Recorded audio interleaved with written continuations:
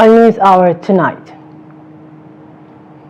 8 killed, 21 injured in Borno improvised explosive device explosion. Troops recover corpse of missing teenage herder in Plateau. Proposed age limitation bill sparks debate in Lagos. Gabon votes for new president in country's first election since 2023 coup. Good evening and welcome to News Hour on Trust TV. I am Chiamaka Wafo. The Borno State Governor Babagana Zulum has sympathized with hospitalized patients affected by the improvised explosive device IED explosion along the Dambao-Maiduguri road on Saturday morning. The blast killed 8 persons and injured 21 others in the Dambao local government en route to Maiduguri city. The incident comes a few days after the state government raised the alarm over the rising number of attacks on military formations, as well as the continued control of 3 local governments of Marte, Guzumala and Abadam by armed group. Governor Zulum described the attack as unfortunate and stressed that the trips along the Dambao-Maiduguri road will not be closed. He assured that under his watch, the Boko Haram conflict years will not resurrect. But unfortunately, the road was closed for about 1 month, and I believe this is one of the reasons why the insurgents have decided to come and plant IEDs because of lack of vehicular movement along the road. But we shall ensure that movement from Maiduguri to Dambao should continue. This will not deter us from following the road. Urging the Nigerian military and all other security agencies to beef up security along the road so that such incidents will not happen again. And I want to assure the people of Borno State that inshallah, under my watch, Boko Haram will not have the capacity to do what they did before. Now joining us via phone call to give more updates on the explosion in Borno State is Daily Trust Northeast Bureau Chief Hamisu Matazu. Good evening and thank you for joining us on News Hour tonight. Good evening. Can you tell us the situation currently? The situation currently is like so the situation is calm, and the injured patients were taken to victims were taken to the hospital, where you see the governor visited them to find out the state of things, and he gave a standing order that the patient should be treated free, and also their relatives have started going there to see the condition of their loved ones, and from the side of the military, they also show their solidarity to what happened, and call on the people to calm down, that they are on the top of the situation. Also, if you can listen very well to what the governor said, he said that they had fruitful discussion with the security top security brass at Abuja, and it trickled down to the military formations down here in Maiduguri. So what we are seeing today is like a confirmation of what happened, the outburst of the governor last time, where he said that the military are losing ground. Notwithstanding, today he appreciated the military for what they have done, the quick intervention, and saying that the explosion that happened today is an isolated case, because for over a month no similar explosion took place, and he blamed the situation to the closure of the roads, the highway, for more than a month, saying that maybe the insurgents took advantage of that long period of time to plant the landmine.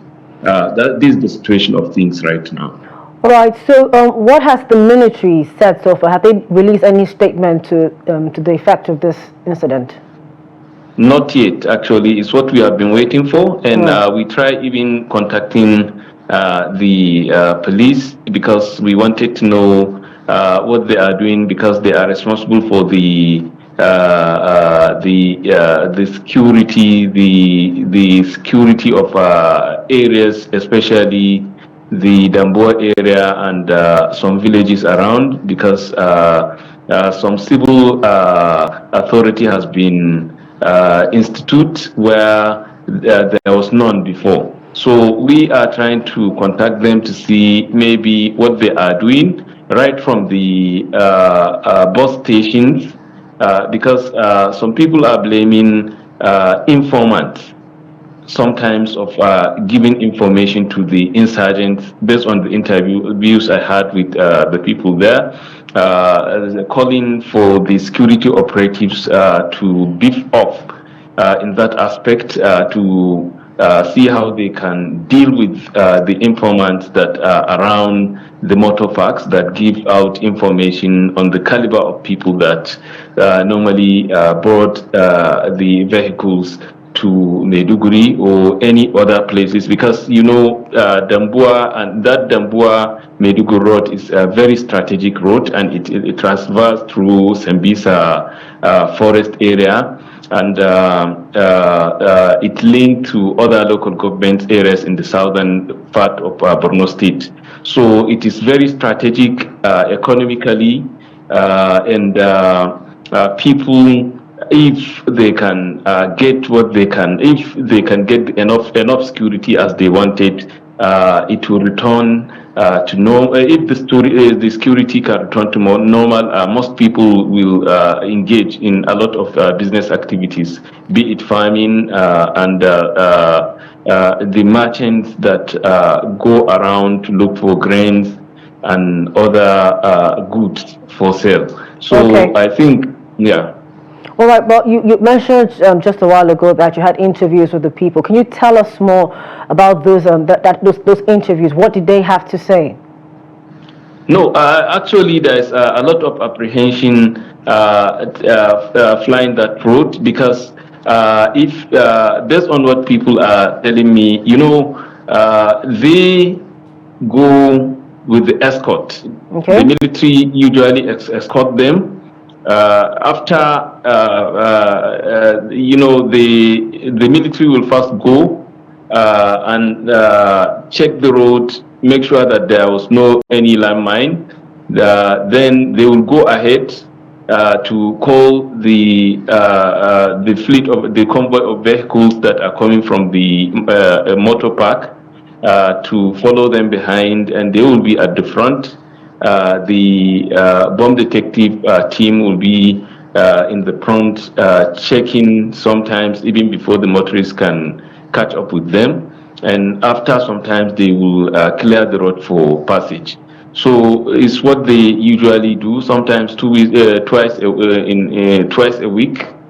Yes. So, and when the need arises, sometimes they do it at. Sometimes they do it impromptu. So I can say that the people partly have confidence on the military, because they saw what they are doing, how they are risking their lives, and many of them are commending the military, because they said some of them are dying even on the road while trying to clear the road for them to pass. Notwithstanding, they are apprehensive that with what is happening, because even they made mention that even last week, one of the bomb detector within the military team was killed by a bomb, and they were like trying to. They were trying to tell how the military are trying to help them, but Okay. notwithstanding, yes. All right. Thank you so much, Matazu. Hopefully, we'll circle back, and the military will have a statement to the speaking on their own role in this incident. Thank you so much for joining us tonight. Thank on you News so Hour. much. All right. Still in security matters, troops of Operation Safe Haven, a security task force maintaining peace in Plateau State on Friday, recovered the body of a missing 16-year-old herder and retrieved more than 50 of the rustled cattle. Trust TV's Adomusa reports that the troops recovered the body of the missing herder together with other Fulani herders. Here's more in this report. Wednesday, 16-year-old Abdullahi Muhammad went missing while grazing about 70 cattle in the Ariri area, but the cattle were later reportedly rustled. The body of the victim was recovered in a shallow grave at a riverside around the Ariri General area. The Secretary General of Irigwe Development Association, Danjuma Auta, had earlier denied cattle rustling in the area, alleging that several of their members had been killed in the past 3 weeks while they have been facing attacks. Yao Idris, the Magban chairman in Basa, who confirmed the recovery of the missing herder's body, condemned the incident.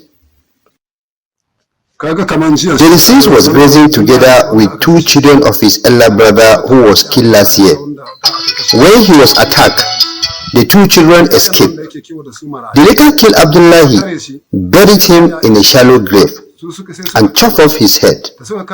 Last week, the perpetrators did the same. They killed 2 children and cut off their heads. We don't want trouble with anyone. Please, they should stop this barbaric killing. Sophia Abdullahi, a sister to the deceased, called on the authorities to ensure that their brother gets justice. We want the government to investigate this barbaric killing and bring the perpetrators to justice. My brother was just rearing, but some criminals took his life for nothing. They cut off the head, but we want the perpetrators to return it. The leader of the herders in the area called on their members to remain calm. As a youth leader, what I'm calling on, we are still looking for the head of this very young Abdullahi, who was slain because his head has been cut off, and also the 9 of the cows are still missing. We are calling on the security with the confidence we have in their discharge of responsibilities. We are calling on them to please help us in searching for the head and the remaining cows. We are also calling on our youth to desist from taking the laws into their hands. Spokespersons of Operation Safe Haven, Major Samson Zakom, and the State Police Command's Public Relations Officer, DSP Alabo Alfred, were yet to respond to messages on the development from Trust TV as at press time. Adomusa, Trust TV News, Jos. Still in Plateau State, a father and his 2 sons have been reportedly killed in Zogu village of Miango district of Basa local government area of Plateau State. Spokesperson of Irigwe Development Association, Sam Jugu, who confirmed the incident to newsmen in Jos, gave the names of the victims as Weyi Gabe, 56-year-old, and 25-year-old Zuhu Weyi with his brother, 16-year-old Henry Weyi. According to Jugu, the victims were killed in the night while they were sleeping, describing the incident as barbaric. Jugu noted that the recent event brings to 9 deaths recorded this week alone and decried the deteriorating security situation in Irigwe land. He called on security agencies to do whatever is required to halt the barbarism on their land and ensure that perpetrators are apprehended to face justice. The spokespersons of Operation Safe Haven, Major Samson Zolcom, and State Police Commander ASP Alabo Alfred are yet to issue official statements on the incident.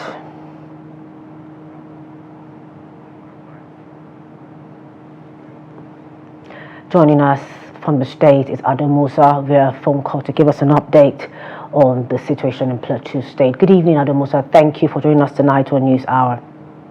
Good evening, Chiamaka. Let's start with the recent story.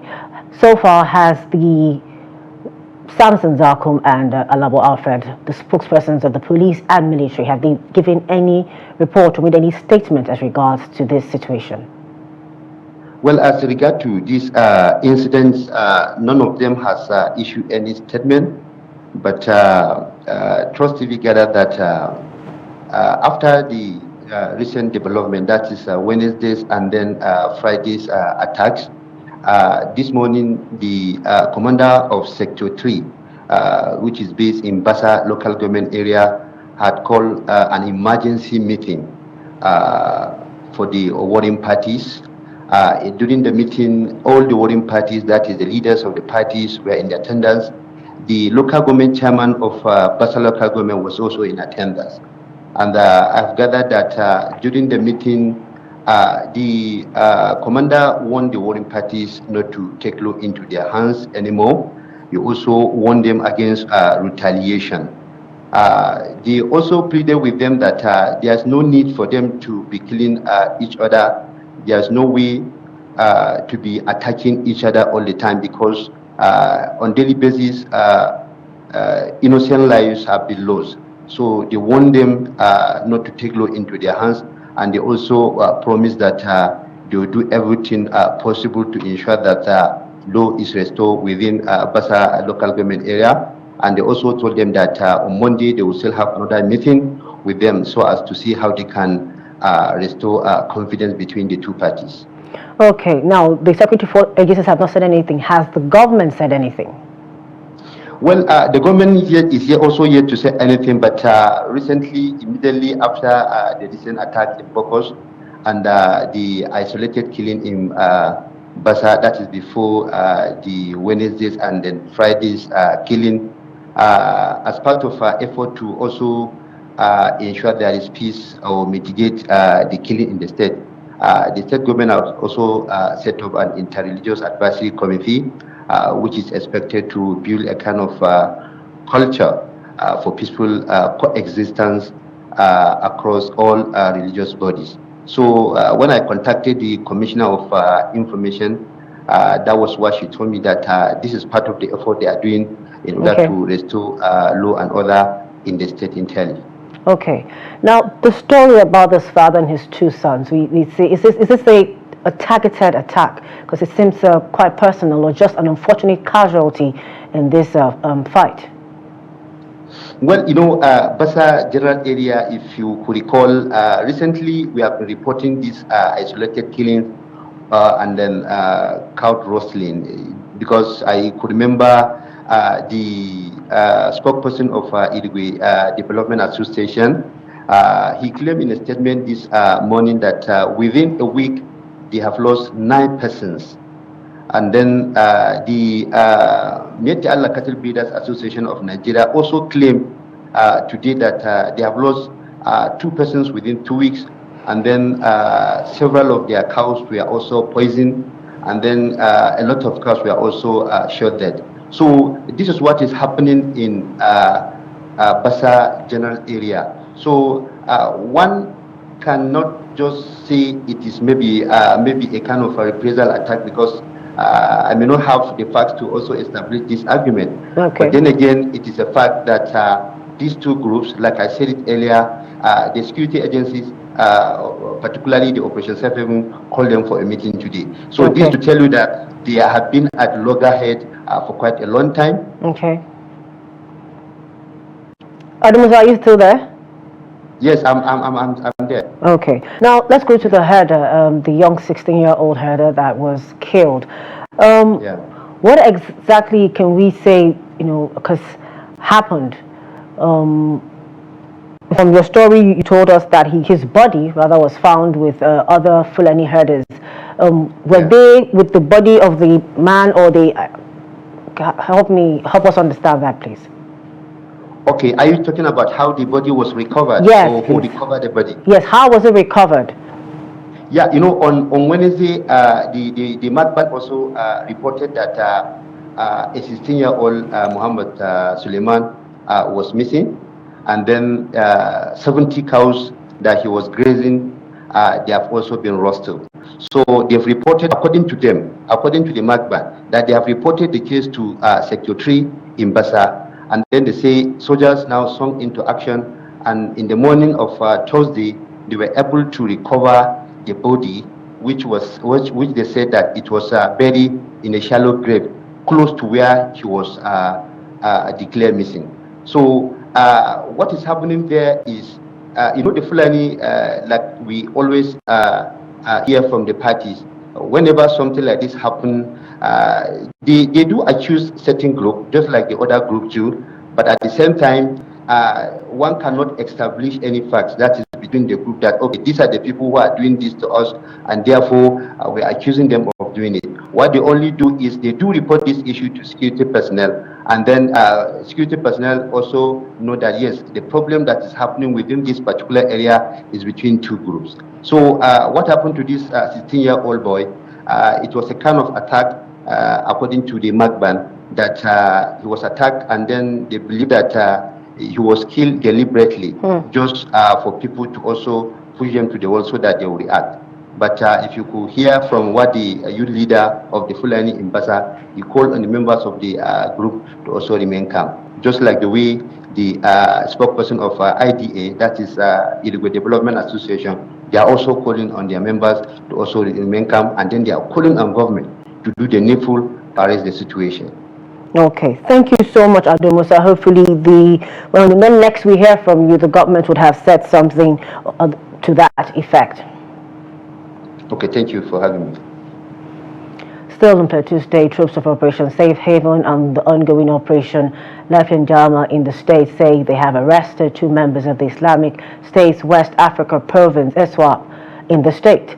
The suspects, according to the operation, were arrested following a coordinated operation around Yolwa axis of Shandam local government area of the state. Parading the suspects in Jos, the spokesperson of the operations, Major Samson Zalcom, said the suspects were operating as tailors in the area.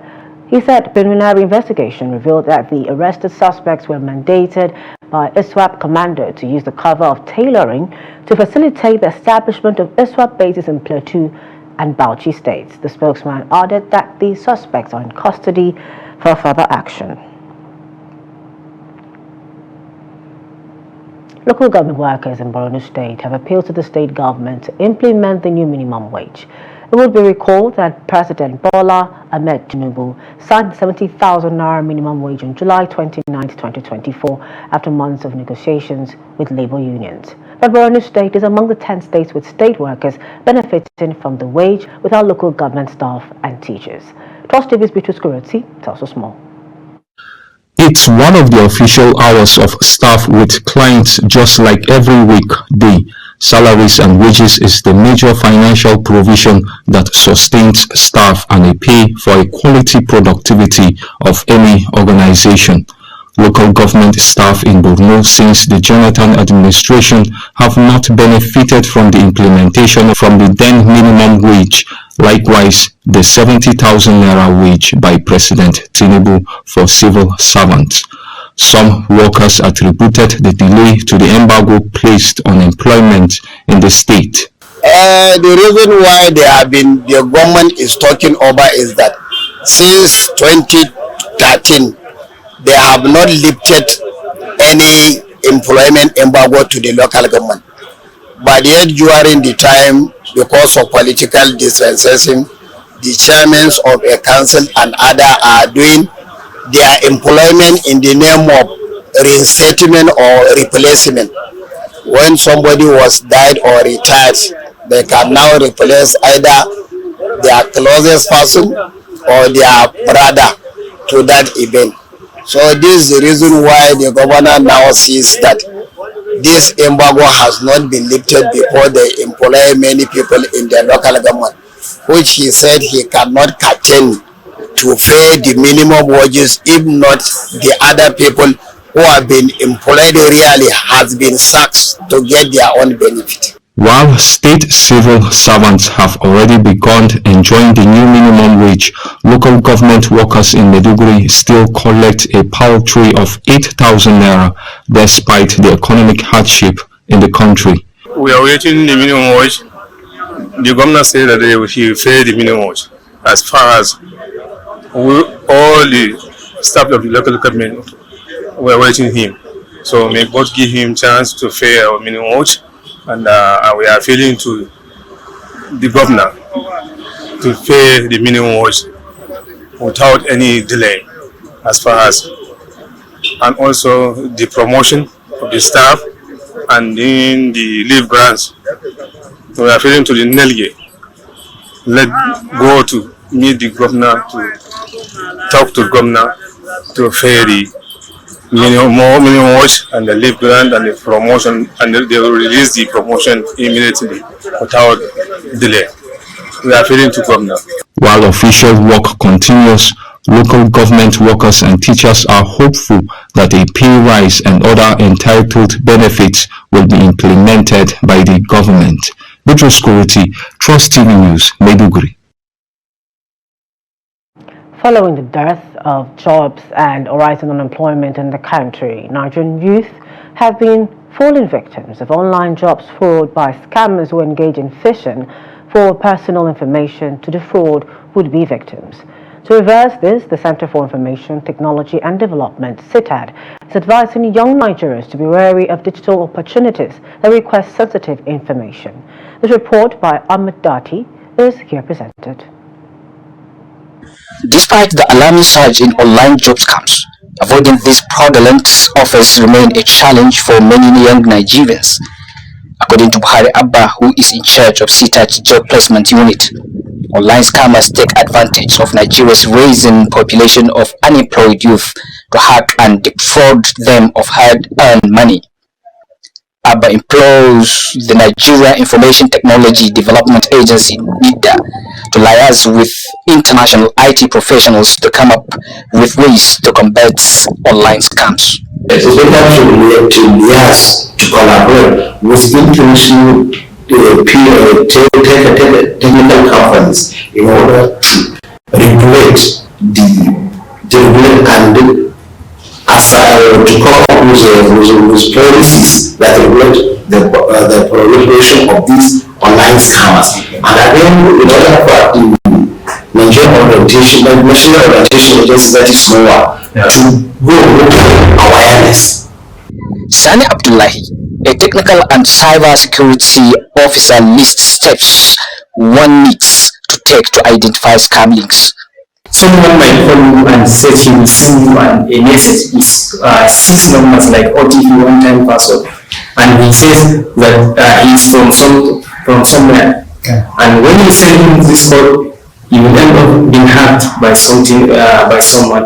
Also, there is so many reasons from our own side, that is from the users. Sometimes someone may use his phone number as a password, or may use his name as a password. This is an easy way that someone can hack your account or yes. Actually, using your personal information as a password is not recommended. Abdullahi and some digital enthusiasts are working to develop an app that detects suspicious links from scammers. He also advised internet users to use specialized characters when creating passwords to beat scammers. We move to Lagos State, where residents have been speaking on the proposed age limitation bill, which has passed the second reading in the House of Representatives. Speaking with Trust TV, they argued against disqualifying potential political candidates based solely on age, emphasizing that intellectual soundness and the capacity for meaningful contribution to national development can extend well into one's 70s. Here's more in this report. The proposed bill seeking to restrict individuals over 60 years of age from contesting for presidential or governorship positions has ignited debates in the lead-up to the 2027 general elections. Sponsored by Ikenga Ogochinyere, a representative from Imo State, the bill has garnered support from younger demographics advocating for generational change. However, it faces significant opposition from critics who deem it discriminatory and ultimately ineffective. While proponents suggest it will create opportunity for younger leaders, opponents maintain that genuine election reforms rather than age restrictions are the crucial needs. Lagos residents in their comments place emphasis on evaluating individuals based on their merit, not their age, citing examples of impactful leaders who assumed office at various ages, including Murtala Mohammed, General Gowon, Ibrahim Babangida, Olusegun Obasanjo, Muhammadu Buhari, and the late former governor of Ondo State, Michael Adekunle Ajasin, who took office at 70 and was celebrated for his effective leadership. Chief Adekunle Ajasin became the governor of Ondo State at the age of 70, and what he did within 4 years, they are still They are still existing up to today. He was the person that introduced, that funded Ondo State University, which is now in Ekiti, became Ekiti State University. He funded Ondo State Polytechnic, Owena Bank, anything Owena company started doing his era. To want Nigeria to continue to make progress, I think the age limitation is something that is very good. It's good so that we can have people who are young, physically and mentally alive, that can move at all hours to inspect projects. So that people will not be deceived, that will sit down, they approve project, whereas nothing is happening on site and they continue to approve money and pay out. So, but my only thing that I have against it is that it's like the project is, they are pursuing it in a malicious way. It's like they have certain people they are targeting to cut off from presidential race come 2027. If it says true, that means Tinubu will not qualify, Atiku will not qualify, and maybe Obi will not qualify. I will tell you that Nigeria will not want some of these people. Age limit has nothing to do with you to. At least my own suggestion would be that from the age of 20, you can occupy any position up to presidency,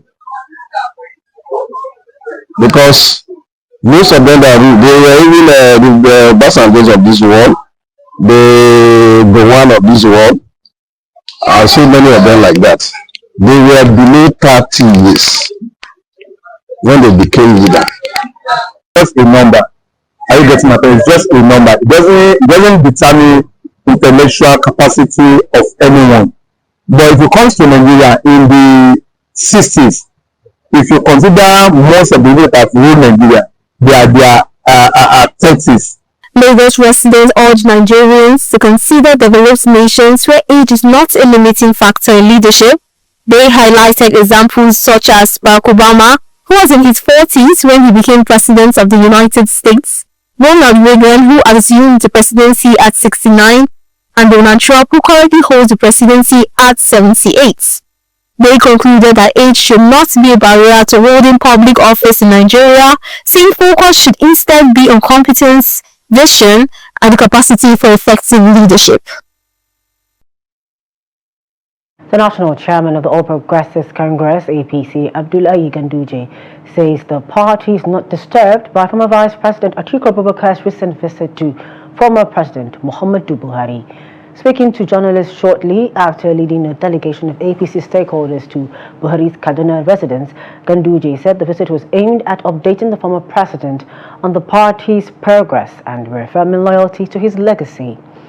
Reacting to speculation that Atiku's visit was a political strategy, Ganduje dismissed any concerns, describing it as any attempt at repeating history, while he avoided revealing details. The APC chairman hinted that the party had strategic plans to counter opposition moves. He also expressed confidence in APC's continued political dominance, saying the party's plan to expand beyond the 21 states it currently governs.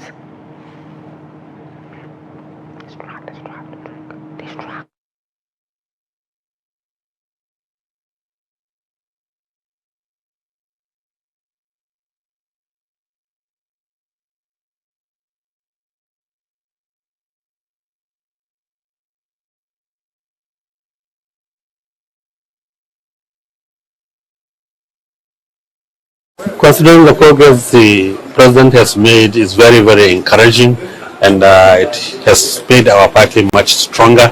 And we assure you, even though we are talking of 21 states, but we are eyeing other states that will come into our fold. Either the governors themselves will come, or we go for election and we defeat them so that we increase our tally. So we assure you, we are comfortable, but we are not resting on our oars. We shall continue. You know, it's politics, and we are used to this game. You know, the people who have joined the party, especially some big wigs from other political parties who came into our party, you cannot talk about the small percentage or even small individuals who left the party. That is not an issue. After the break, we'll take a look at Abuja's bus stops, where commerce and community meet. Just stay with us, we'll be right back. Welcome back. Thank you for staying with us. A recap of our top stories.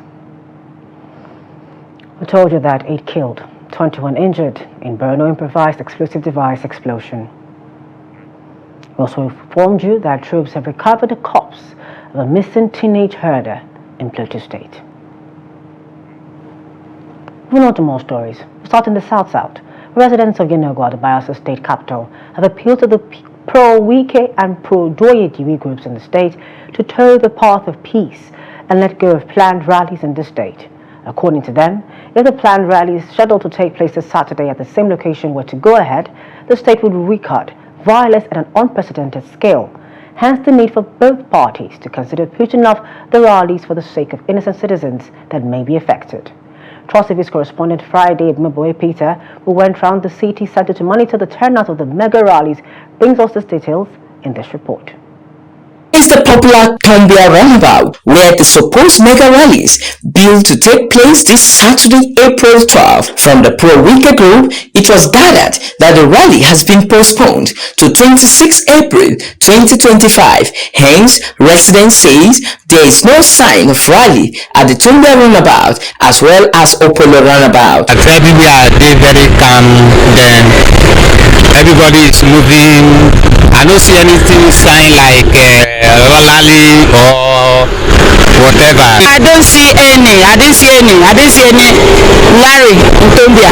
I think there would have been a disaster whereby some group will be attacking some other group. As a result of that, the state will be unstable and things will go wrong. Others who added their voices call on the two groups to have the interest of the people of the state at heart and embrace peace, saying there is no need for any rally in the state considering the political climate in the neighboring state. I think everybody should just calm down. I think peace should just prevail among them, and everybody should just relax. We don't need more to Nigeria. We have a lot of problem in Nigeria today.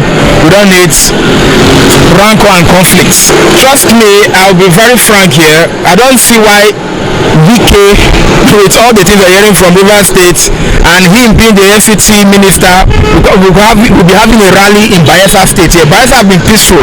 So anything that will come and challenge or come to to put a break or interfere with our peace, man, we don't need it. We don't need any kind of Wike rally. And I don't know where that one is coming from. I don't know. I think we are better than that. We have better things that we can do with our time and our with Bayelsa State. We don't need that rally in this time where we have chaos in our neighboring community states from River State, our brother state. We don't need it. In fact, the Bayelsa State is a peace-loving state, and we don't want any tension that will create chaos and problems in this state. The atmosphere would have been a turbulent because these are two party that is fighting for supremacy. As at press time, information about the pro-Doye rally postponement was circulating on social media. From Yenagoa, Friday, Edmoboe Peter, Trust TV News. Over in Edo State, Monday Okpebholo has berated the Edo State chapter of the People's Democratic Party (PDP) for taking his support for President Bola Tinubu's administration and his policies out of context. In a statement by the governor's chief press secretary, Freddie Tua, on Saturday, Okpebholo described the party's statement against the governor as weak. The statement said at no time did the governor violate any section of the Electoral Act, including Section 94, subsection 1, as falsely alleged by the Edo factional PDP. It added that the governor, like every well-meaning Nigerian, reserves the right to express support for the president's vision and administration. While receiving 17 acting chairmen out of the 18 local government areas in the state who defected from PDP to APC, Okpebholo had predicted that President Tinubu would win the 2027 presidential election with a landslide. He praised the leadership style of President Tinubu, adding that the steps that the previous administration was afraid to take that would have put the nation on a sound footing for development and growth were what President Tinubu took by removing the contentious fuel subsidy. We go over to the North Central. Starting in Benue State, local government elections petition tribunal sitting in Abuja has delivered its judgment on 10 petitions filed against various local government chairmen. The detailed judgment read by Justice Yominam of the Zone A panel and Justice Igyo of the Zone B panel. The tribunal, among others, ruled that the petitioners failed to include the All Progressives Congress APC as a necessary party in the proceedings, a procedural omission deemed critical. It was also noted that several petitioners failed to file pre-trial notices within the prescribed time frame, a lapse the tribunal considered a fundamental breach of electoral procedure. In addressing the substance of the petitions, chiefly claims of unlawful exclusion from the election, the tribunal found that the petitioners had not established valid nominations by their political parties, nor had they proven active participation in the electoral process. As a result, the tribunal dismissed all 10 petitions filed against the Benue State Independent Electoral Commission and the elected chairman of the affected local government areas. The suspended senator representing Kogi Central, Natasha Akposhi-Odoahan, has called on the Inspector General of Police, Kayode Betokun, to dismiss the petition by the Senate President, Godswill Akpabio, accusing her of criminal defamation and incitement. She instead urged the IG to probe Akpabio over allegations of threats to her life. Akpabio had written to Betokun alleging that the senator falsely accused him of plotting her assassination, a claim he described as a heinous lie aimed at damaging his reputation and inciting unrest. In a statement on Saturday by her counsel, Victor Giwa, Natasha accused the Senate President of attempting to preempt investigations into his alleged role in a plot to harm her by raising counter-allegations of public incitement. She insisted that Akpabio's petition was a deliberate ploy to distract law enforcement from more pressing allegations against him.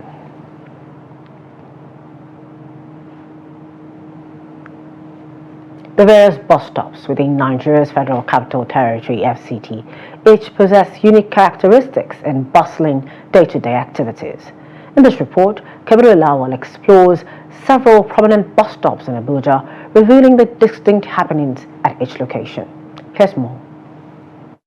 Abuja, Nigeria's centrally located capital city since 1991, is the most populous urban center within the Federal Capital Territory, which also encompasses areas like Buhari, Kuje, Kwali, Gwagwalada, and Abaji. Historically, the land now known as Abuja formed the southern part of the ancient Habe Hausa kingdom of Zazzau, Zaria. Bega Bus Stop, a central point within Abuja's metropolis, offers direct and indirect routes to key areas such as Wuse, Utako, Jabi, Area 1, Dutsen Alaji, Mabushi, and Gwarimpa. Commuters can find direct transport to destinations including Jabi Arab, Karmo, Garki, Areas 1 to 11, Mabushi, Nikon, Maitama District, Banex, Wuse 2, Katampe, Gwarimpa, and Mpape. As a bus stop, Area 1's proximity to Bega makes it a popular location for Abuja residents, serving as a hub for numerous offices, particularly busy with the working class. Some traders operating within these bus stops shared their experiences. The lifestyle here is okay. I sell my goods here without hitch. One of the advantages of selling here is that it is popular and the market is on daily basis. People come from far and wide to buy goods from us. We are enjoying ourselves here, but one of the problems we face here is insecurity.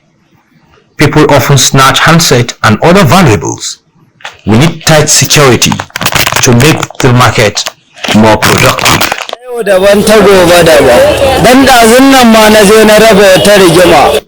Nyanya is notorious for its traffic congestions. As a primary residential area for many working class in Abuja's metropolis, the Nyanya axis experiences heavy traffic flow towards the city center during morning hours and evening. Residents who spoke with Trust TV News expressed concern about insecurity in the area, urging the government to enhance security measures there. in Lagos now, we have something like Operation Kai. Once you cross where you're not supposed to cross, there's a mobile court.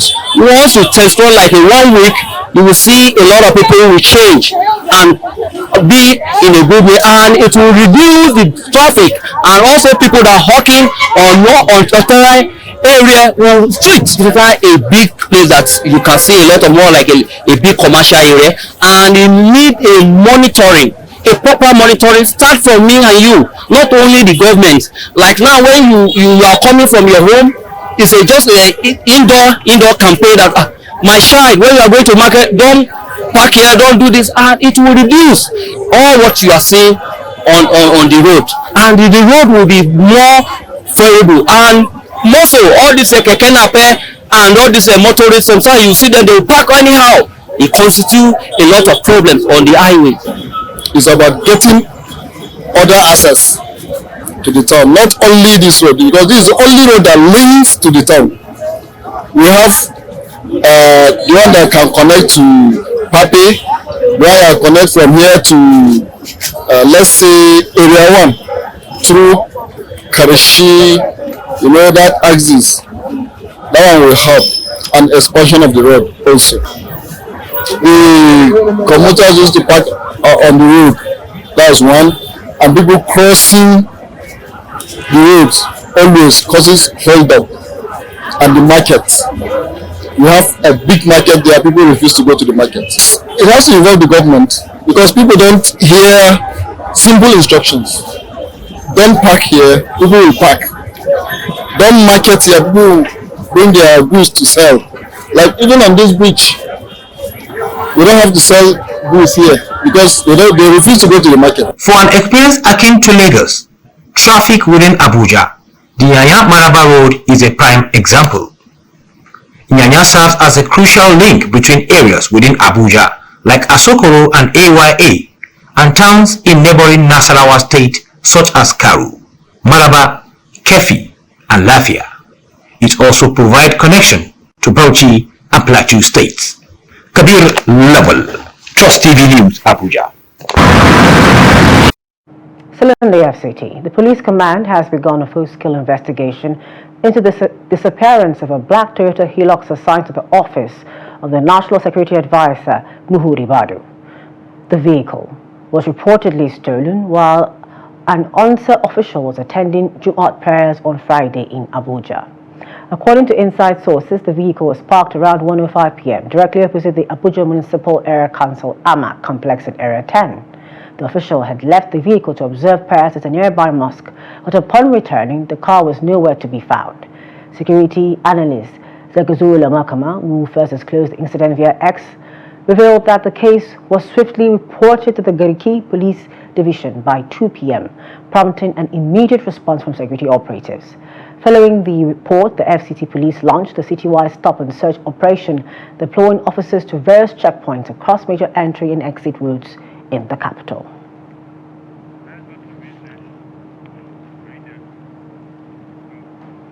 In the business thing, Fitch Ratings has upgraded Nigeria's long-term foreign currency issuer default rating to B from B- with a stable outlook.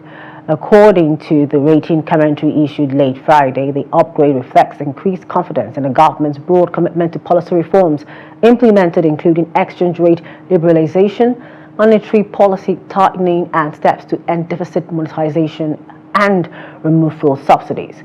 The stable outlook reflects Fitch's expectation that the macroeconomic policy stance will sustain improvements in the functioning of the FX market and support the move to lower inflation, although it will likely remain far higher than rating peers. While commending the increased transparency in the FX market, Fitch projected a modest depreciation of the Naira in the short term. On the impact of the 14% U.S. tariff imposed on Nigeria, Fitch said the effect would be limited.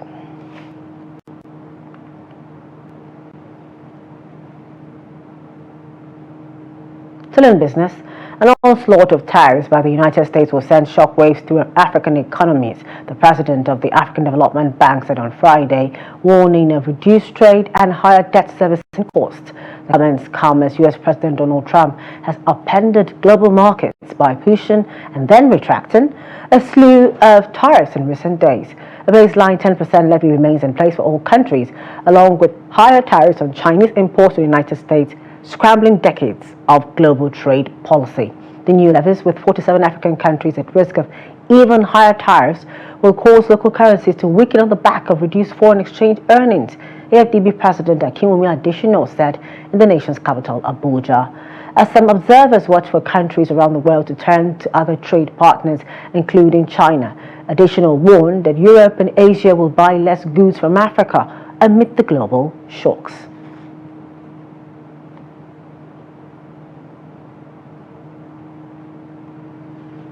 The Senior Director of Breeding and Pre-Breeding at the International Institute for Tropical Agriculture, Professor John Derrida, has expressed concern over what he described as a loss of 40% of food grown by farmers in Nigeria annually, valued at about $9 billion. Derrida, in a statement on Saturday, noted that Nigeria can feed its population and strengthen its economy through food exports if efforts are made to address food waste across the country. According to the statement, he disclosed this in a paper presentation at the 9th edition of Sustainable Livelihoods and Development Network for Africa, hosted by Ajayi Kola University, Oyo. He was represented at the event by the Global Head Breeding Consultative Group, Dr. Huxon Mushurua. Derrida said Nigeria spends about $52 billion annually on food importation, while 40% of its food production is lost to waste in various forms.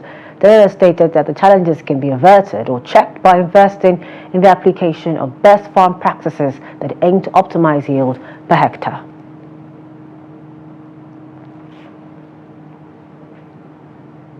On the foreign scene, voters in the oil-rich Gabon headed to the polls on Saturday in a presidential election that the country's military rulers hoped would legitimize their grip on power. It's the first election since the 2023 military coup ended a political dynasty that lasted over 50 years. Analysts have predicted an overwhelming victory for the interim president who led the coup. Some 920,000 voters, including over 28,000 overseas, are registered across more than 3,000 polling stations. The interim president, General Brice Cloutier Ulugui Nguema, 50 years of age, a former head of the Republican Guard, toppled President Ali Bongo Ondimba nearly 2 years ago. He hopes to consolidate his grip on power for a 7-year term in office.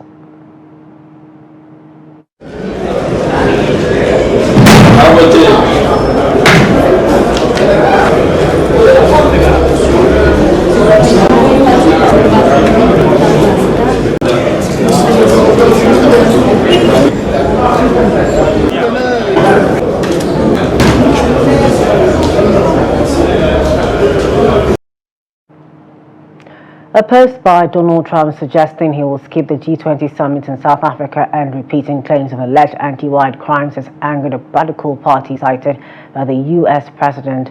In a new lashing against South Africa, Trump repeated in an overnight through social post unfounded claims of farmland being confiscated from white farmers who were being killed in a genocide. Is this where we want to be for the G20? I don't think so, his post said. South Africa holds this year's presidency of the G20 group of leading economies and hosts its annual Leaders Summit in November.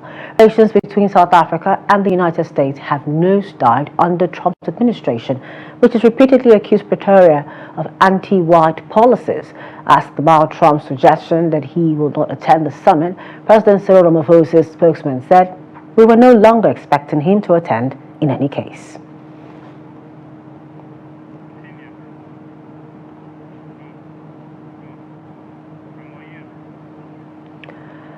The Nigerian Football Federation has expressed deep sorrow following the death of former Super Eagles captain and head coach Christian Chukwu.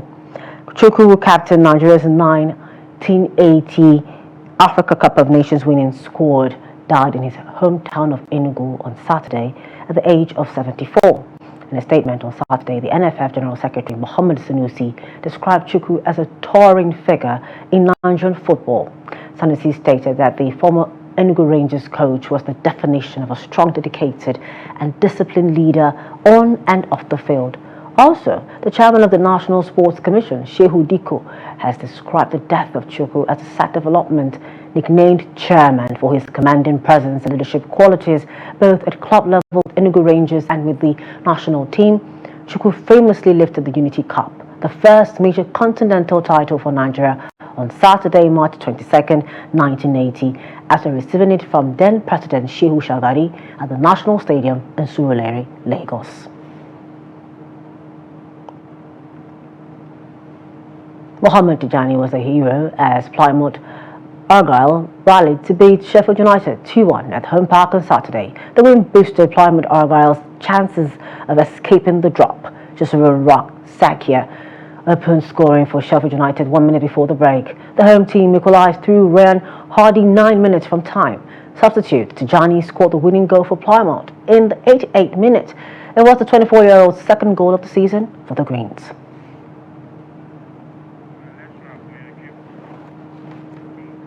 That's it for News Hour tonight on Trust TV. For more of our news programs and documentaries, do follow us on our social media platforms and on our YouTube live stream.